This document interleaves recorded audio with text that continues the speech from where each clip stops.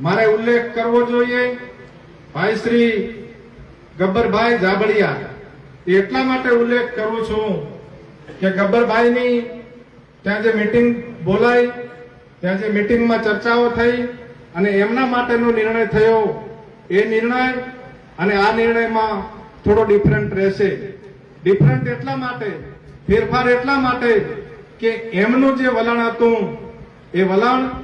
સમાજના બંધારણને અલગ રીતે, એમ કે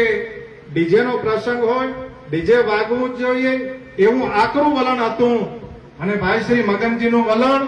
એમણે અનેક સંદેશાઓ મોકલ્યા, વ્યક્તિગત સંદેશાઓ મોકલ્યા, એમના પરિવાર મારફત સંદેશાઓ મોકલ્યા, કે સમાજ મારફત સંદેશાઓ મોકલ્યા કે સમાજ મારો મા બાપ છે અને સમાજ જે નિર્ણય કરે હું આવકારીશ। એટલે આપણે મગનજીનો નિર્ણય, એ જે ગામ સમિતિનો નિર્ણય છે, એ ભાઈ શ્રી ગબ્બરભાઈ જાબડિયા હોય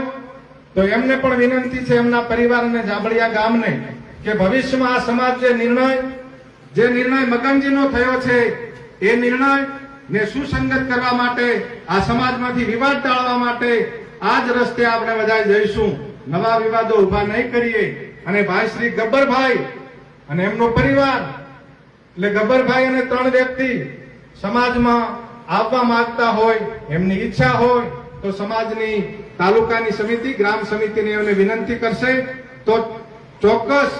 એમની જ્યારે ઈચ્છા હોય, ટૂંક સમયમાં હોય, 1 દિવસમાં હોય, 2 દિવસમાં હોય, અઠવાડિયામાં, કોઈ મહિનામાં હોય, એમને પણ સમાજ સ્વીકારવા માટે તૈયાર છે।